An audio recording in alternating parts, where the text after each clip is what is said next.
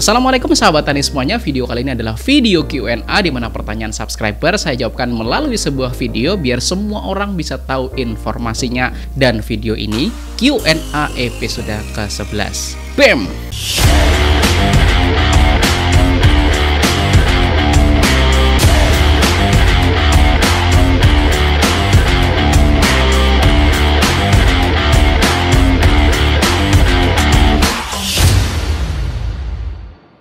Dan buat Anda yang baru pertama kali ke channel ini, perkenalkan nama saya Rizal Ansar dan saya seorang penyuluh pertanian lapangan. Silahkan klik tombol subscribe-nya untuk terus mendapatkan informasi dan update seputar video terbaru dari channel ini, oke? Oke, kita langsung aja ya sahabat tani. Mulai pertanyaan pertama dari Bapak Dadang Gunawan. Salam dari Purwakarta Bang, mau nanya, pupuk kompos super dicampur dengan pupuk kimia, bagaimana reaksi mikroorganismenya? Oke, pertanyaannya bagus ya sahabat tani. Sekalian juga memang banyak banget yang tanya apakah kompos bisa aplikasinya tuh dibarengin dengan pupuk dasar. Nah, mari ya sahabat tani, langsung saja kita lakukan pengujian dengan menggunakan mikroskop.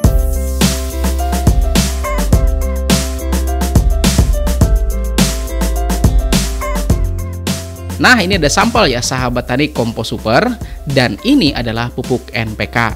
Kita akan uji ya sahabat tani bagaimana reaksi mikroorganisme yang ada pada kompos super. Pertama, saya ambil 1 gram pupuk NPK.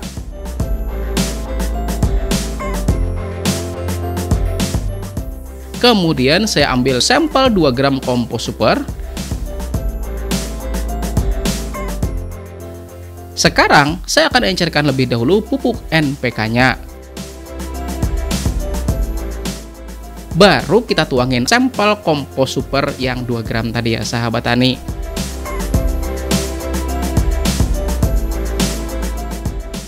Lalu kita ambil sampelnya menggunakan pipet dan kita taruh pada preparat dan terakhir kita tutup dengan deglas. Oke, sekarang ya sahabat tani kita akan langsung taruh aja pada mikroskop dan kita akan lihat hasilnya.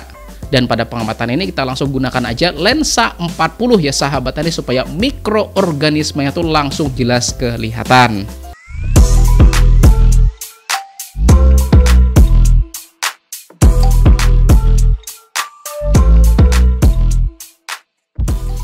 Nah, ini kondisi mikroorganismenya saat menit-menit pertama. Nah, bergerak ya sahabat tani.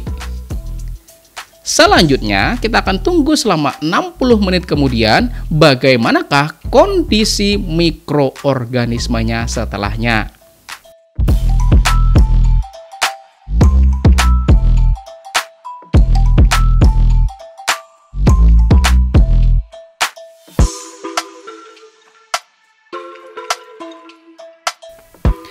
Nah, ini pengujian setelah 60 menit kemudian dan ternyata masih hidup ya sahabat tani. Dan kita akan uji kembali 120 menit kemudian.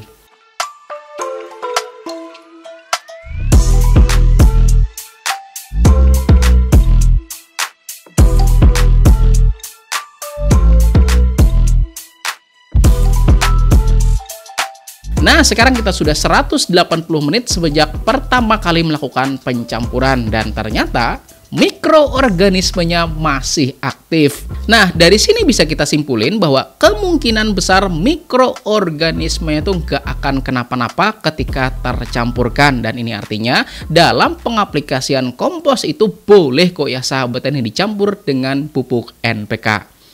Nah, mungkin Anda bertanya, gimana kalau dicampurnya tuh dengan TSP SP36 misalnya yang ada kandungan fosfornya? Maka kemungkinan besarnya itu mikroorganismenya nggak akan kenapa-napa ya sahabat tani. Artinya dalam pengaplikasian kompos sebagai pupuk dasar pada lahan pertanian Anda tuh boleh kok dicampurkan langsung dengan pupuk kimia. Begitu ya sahabat tani, mantap. Dan kita lanjut pada pertanyaan yang kedua. Dari Bapak Ariel Jambul. Pak, saya mau tanya, kalau tanaman diberi kompos sudah pasti bagus ya. Terus kalau perakaran tanaman terserang rayap atau hama perakaran lainnya, lalu bagaimana? Masalahnya kalau diberi pestisida maka mikroorganismenya juga ikut mati. Nah, pertanyaan ini ya sahabat tani mantap banget. mengantisipasi adanya hama perakaran ketika kita tuh mengaplikasikan kompos? Oke, saya jawab. Sebagai langkah antisipasi, maka kalau komposnya tuh hari ini Anda masukin lalu besok Anda tanam, ya memang beresiko ya sahabat tani. Tetapi kalau Anda mau menghindari resiko tersebut, maka pertama Anda tuh mesti kasih jeda dulu sebelum kita tuh melakukan penanaman ya sahabat tani. Kemudian alternatif kedua, jika memang diperlukan ya sahabat tani, penggunaan pestisida pada tanaman yang sudah terserang hama di perakarannya, maka ya sudah ya sahabat tani, aplikasikan aja. Baru nanti kalau memang dirasa hamanya tuh udah pada minggat ya sahabat tani, atau bahkan lebih ekstrim lagi mati misalnya, baru Anda kocorkan air rendaman dari komposnya. Jadi caranya tuh Anda ambil komposnya dari lapukan daun bambu, kemudian Anda rendemin ya sahabat tani ke dalam air rebusan kentang yang ditambahin sedikit gula, kemudian didiamin selama 3 harian. Kemudian baru dikocorkan pada perakaran tanaman. Dan gak usah banyak-banyak ya sahabat tani, dikit aja, maka secara otomatis Anda tuh sudah menambahkan mikroorganisme pada perakaran tanaman Anda. Tapi kalau kebetulan nih misalnya Anda nggak punya kentang misalnya, maka alternatif penggantinya tuh bisa aja pakai air rebusan cucian beras gitu ya sahabat tani, itu juga nggak apa-apa, yang penting mudah didapat ya sahabat tani, oke? Dan buat sahabat tani yang mau minta buatkan videonya bagaimana mendapatkan air mikroorganisme super ini, boleh deh ya sahabat tani, nanti saya buatin videonya juga kalau Anda setuju ya sahabat tani. Setuju, mohon maaf saya nggak bisa terlalu nyaring ya sahabat tani karena nggak enak badan.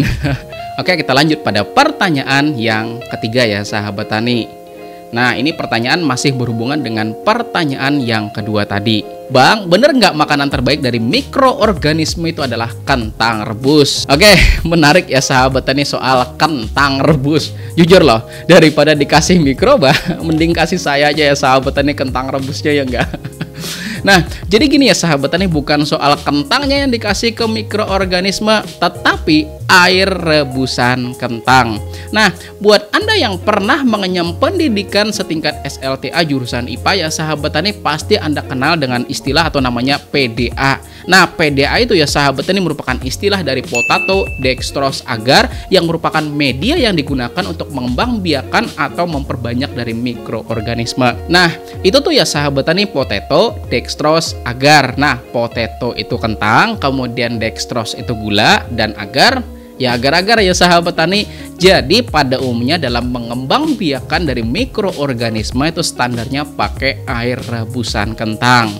Tetapi kalau Anda sulit nih dapetin kentang atau malas beli misalnya, ya pakai aja bahan-bahan seadanya ya sahabat tani. Yang seperti yang saya sebutin di pertanyaan sebelumnya tadi, itu pakai aja air cucian beras, kemudian Anda tambahin gula, kemudian rebus ya sahabat tani. Itu dipakai juga nggak jadi masalah. Yang penting mikroorganismenya tuh mendapatkan sumber karbohidrat dan juga gula gitu ya sahabat tani. Intinya cari yang mudah-mudah aja. Kalau ada nih misalnya nih Anda kebetulan misalnya ngerebus kentang, ya sudah pakai airnya ya sahabat tani. Atau nih misalnya Anda kebetulan misalnya makan jagung gitu ya sahabat tani, kemudian ada airnya, ya jangan dibuang, tetapi jadikan sebagai media dalam pengembangan mikroorganisme Anda di rumah gitu ya sahabat tani. Mantap. Kemudian kita lanjut pada pertanyaan selanjutnya dari akun Panglima Sabah. Om, nama timbangan digital yang biasa dipakai itu apa dan belinya di mana? Nah sahabat tani, timbangan digital yang biasa saya pakai ya sahabat tani itu tuh mereknya Camry, dan saya tuh belinya online ya sahabat tani, harganya 100 ribuan. Dan timbangan ini tuh akurasinya lumayan lah ya sahabat tani.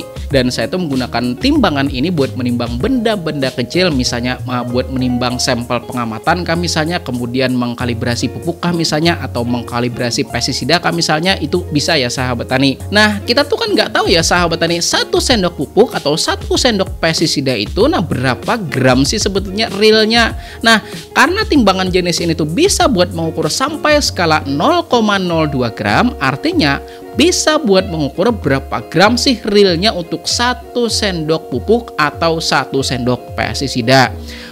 Nah, mari saya ambil contoh ya sahabat tani. Saya ambil anggaplah pupuk NPK itu sebanyak 1 sendok makan.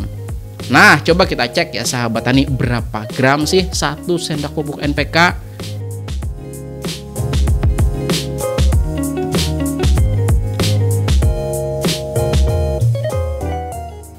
Ayo, berapa? Sebutin. Ayo sebutin, ayo. Oke, mantap. Nah, mungkin Anda bertanya, kalau kita nimbang pakai timbangan yang gede ya sahabat tani, bisa nggak? Ya bisa-bisa aja ya sahabat tani. Tetapi buat Anda yang sudah main ketelitian, terutama jenis bahan-bahan kimia yang nggak bisa selisih 0, gitu ya sahabat tani, ya mesti pakai yang lebih akurat.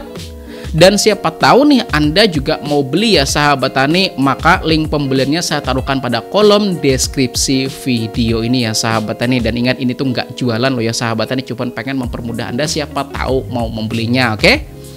Nah, kita lanjut pada pertanyaan yang selanjutnya dari akun Ashila Natasha. Apakah kompos super lapukan dari dedaunan itu tuh bagus dicampur dengan IM4? Nah, jadi nggak jadi masalah ya sahabat tani kalau dicampurkan dengan IM4. Nah, saya tuh pernah menguji loh ya sahabat tani, PGPR yang bikinnya juga dengan menggunakan perakaran dari tanaman bambu itu dicampur dengan IM4 itu nggak jadi masalah ya sahabat tani. Dan buat Anda yang belum tahu apa sih itu PGPR, nah itu merupakan salah satu mikroorganisme yang ada pada pupuk organik cair, dan cara bikinnya ada pada video yang ini ya sahabat tani. Nah, artinya, kalau Anda mau memaksimalkan lagi dari proses dekomposisi bahan-bahan organik itu, maka Anda bisa tambahkan IM4 dan juga gula ya sahabat tani, kemudian siramkan pada kompos tersebut, maka proses dekomposisinya jauh lebih baik gitu ya sahabat tani. Mantap. Dan pada kesempatan ini juga saya mau ingetin loh ya sahabat tani, kalau teman kita di sektor pertanian itu tuh adalah mikroorganisme. Nah, merekalah yang membantu menyuburkan tanah, dan merekalah juga yang membantu menguraikan dari bahan-bahan organik menjadi unsur hara yang bermanfaat. Dan tahu nggak Anda, kelompok tertentu dari mereka itu ternyata bisa loh mengurai residu-residu dari bahan kimia yang Anda aplikasikan pada lahan pertanian, terutama jenis pestisida. Dan pada kesempatan ini juga saya mengulang kembali ya sahabat tani, apa yang sudah disebutin di dalam Al-Quran tentang pertanian. Ini dia. Dan tanah yang baik, tanamannya tumbuh subur dengan seizin Allah. Dan tanah yang tidak subur, tanamannya hanya tumbuh merana. Demikianlah kami mengulangi tanda kebesaran kami bagi orang-orang yang bersyukur.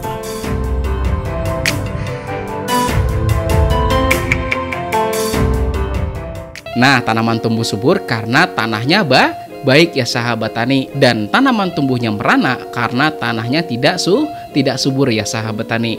Maka pertanyaan saya gini, sebenarnya ketika tanaman Anda kelihatan merana, penyebabnya apa? Coba deh ya sahabat tani tulisin di kolom komentar jawaban Anda biar kita tuh bisa belajar bersama.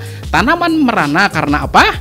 Dan yang dibenahi itu apa ya sahabat tani? Tahu? Oke, tulisin ya sahabat tani di kolom komentar. Terima kasih sudah nonton sampai habis. Saya Rizil Ansar ya sahabat tani. Kita ketemu pada video-video lainnya di channel Penyuluh Pertanian Lapangan. Saya akhiri, wassalamualaikum warahmatullahi wabarakatuh.